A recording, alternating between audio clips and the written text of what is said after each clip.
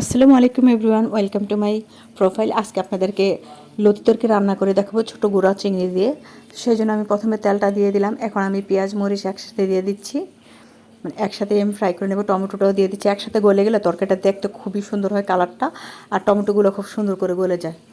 সেই জন্য সবসময় আমি পেঁয়াজ মরিচ টমেটোটা একসাথেই দিয়ে দিই। আগে আলাদা দিতাম টমেটোটা, এখন আর আলাদা দিই না। তো পুরো ভিডিওটা দেখতে থাকেন, আশা করি আপনাদের ভালোই লাগবে। এখন আমি লবণটা দিয়ে দিচ্ছি আন্দাজ মতো। আপনারা যেরকম সবজি নেবেন সেই আন্দাজেই লবণটা দিবেন। লবণ কম হলে ভালো, বেশি হলে খেতে পারবেন না। আর আমি সবসময় মানে যে কোনো সবজি তরকারিতে আমি আদা রসুনটা ইউজ করি না। আমি নর্মালি এমনি মানে রান্না করি, যেমন আমার আম্মা রান্না করতো। সবজি জাতীয় কোনো কিছুতে আদা রসুন ব্যবহার করলে ফ্লেভারটা নষ্ট হয়ে যায়। এখন একটু চিনি দিয়ে দিয়েছি আমি একটু টেস্টটা বাড়ানোর জন্য। এখন একটু পানি দিয়ে দিচ্ছি।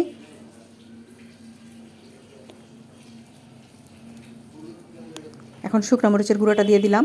আপনারা জালটা যেরকম খেতে চান সেরকমই দিবেন। তা আমি আমার পছন্দ মতো দিয়ে দিয়েছি। সাথে হলুদটাও দিয়ে দিলাম পরিমাণ মতো। আমি এখানে 1 কেজি রতি নিয়েছিলাম, কেটে যাওয়া হয়েছে আর কি।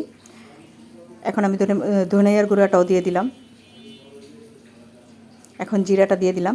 এখন ভালো করে মশলাগুলো 2-3 মিনিট ভালো করে কষিয়ে নেব। মশলাটা যত ভালো কষাবেন তরকারির টেস্টটা তত ভালো আসবে। লতিটা দিয়ে দিলাম এখন আমি। আর এই তরকারিটা আমার মনে হয় সবাই খুব পছন্দ করে। আমার ঘরে তো সবাই খুব পছন্দ করে। তো কার কার পছন্দ অবশ্যই কমেন্ট করে জানাবেন। এখন ঢাকনাটা দিয়ে দিলাম, অপেক্ষা করবো 2-3 মিনিট। লাড়া দিয়ে দিচ্ছে ঢাকনাটা উঠিয়ে। এখন আবার ঢাকনাটা দিয়ে 2-3 মিনিট অপেক্ষা করব। এখন আবার একটু লাড়া দিয়ে দিচ্ছি আমি তরকারিটা। এখন একটু পানি দিয়ে দিচ্ছি। এই পানিটাতে এই লতিটা সিদ্ধ হয়ে একদম ভুনা ভুনা হয়ে আসবে, যেহেতু লতি তরকারিতে ঝোল থাকে না।